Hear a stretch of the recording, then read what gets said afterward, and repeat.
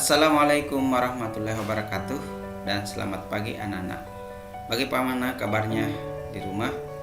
Mudah-mudahan tetap sehat dalam lindungan Allah Subhanahu wa taala. Di pertemuan kali ini kita akan melanjutkan pelajaran yang telah lalu tentang pewarisan sifat pada makhluk hidup. Kali ini kita akan membahas tentang hukum pewarisan sifat. Untuk itu perhatikan penjelasan Bapak dan video slide yang ada di belakang saya.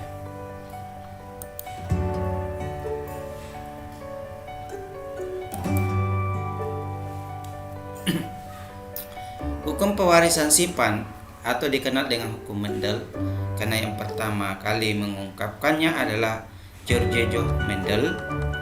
Ada 3 hal yang akan kita pelajari. Yang pertama persilangan monohibrid dominan, yang kedua persilangan monohibrid intermediate, dan yang ketiga persilangan dihibrid.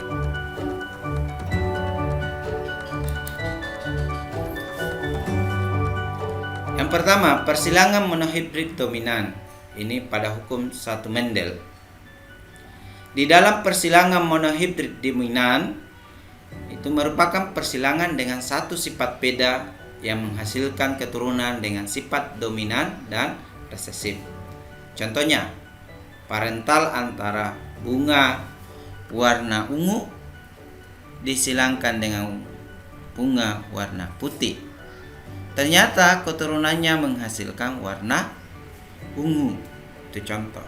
Jadi kalau dia satu monohibrid dominan, maka yang muncul adalah sifat yang dominan, apakah warna ungu atau warna putih, tergantung yang mana bersifat dominan.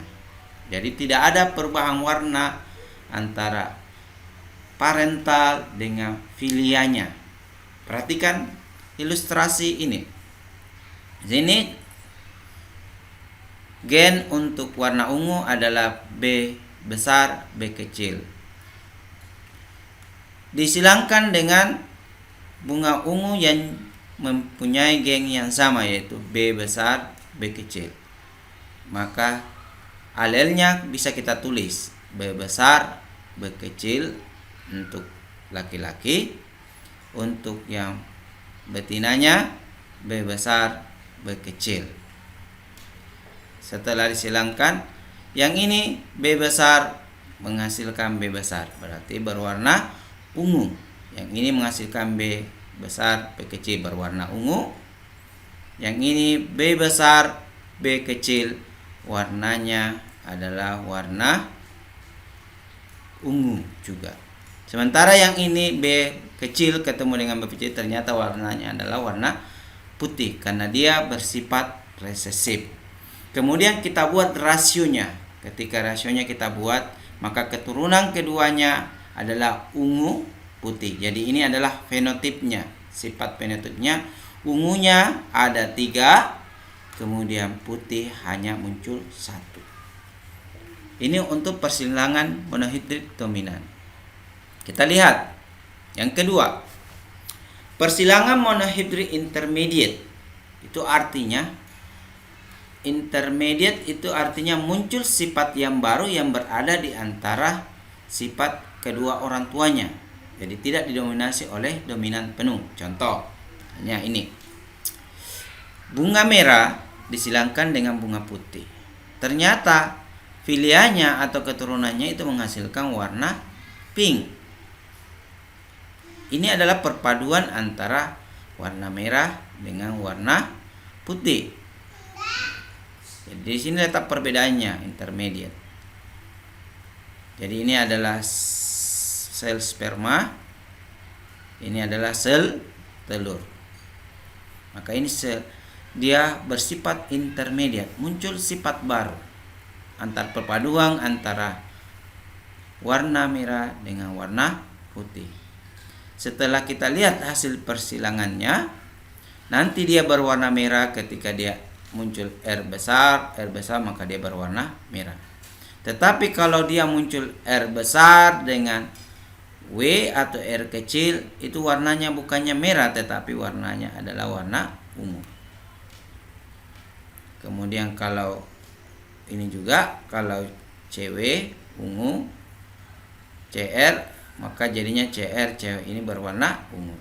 Cewek ketemu cewek, maka yang muncul adalah sifat resesifnya yaitu warna putih. Sehingga untuk monohibrid intermediate ketika kita lihat fenotipnya, rasio fenotipnya itu adalah berwarna merah muda atau pink, kemudian berwarna putih. Berwarna merah ada 1, berwarna merah muda ada 2 jumlahnya, kemudian berwarna putih ada 1. Sehingga perbandingannya adalah 1:2:1. Oke.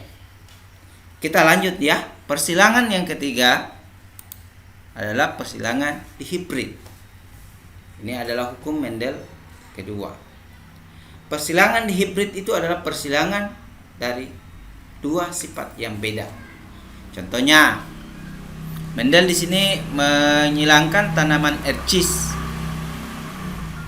yang mempunyai batang tinggi, diberi kode AA, kemudian bunganya ungu, diberi kode gen PP besar. Jadi ini huruf besar.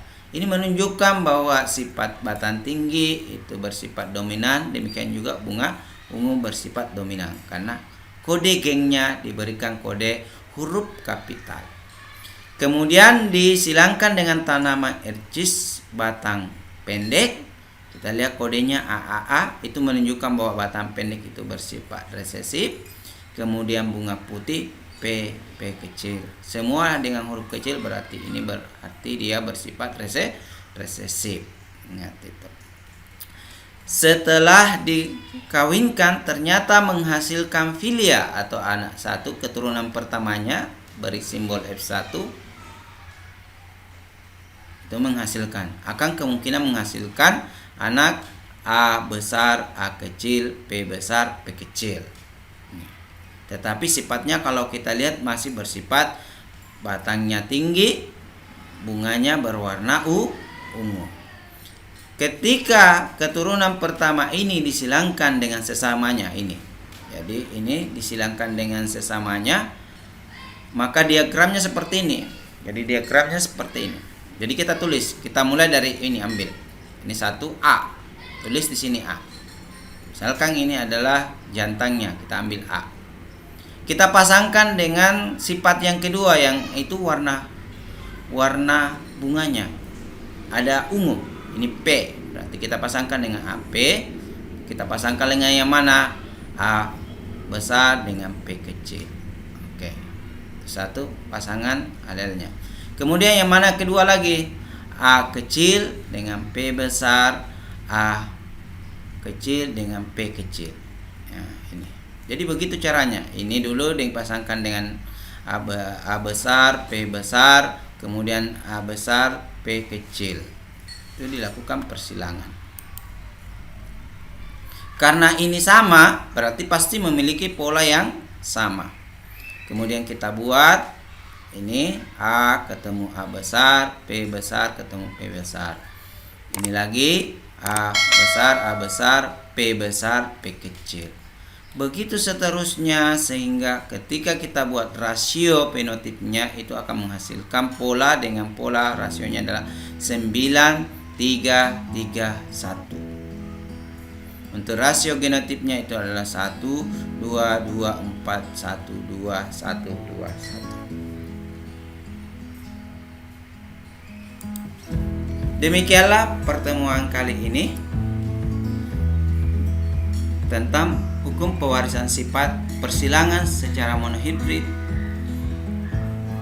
persilangan secara dihibrid, di mana monohibrid ada dua, yaitu monohibrid dominan dan monohibrid intermediate. Sampai jumpa di pertemuan berikutnya. Apa pesan sebelum saya selesaikan hari ini? Tetap jaga kesehatan, tetap patuhi protokol kesehatan, tetap jaga jarak, hindari kerumunan, dan jangan lupa pakai masker.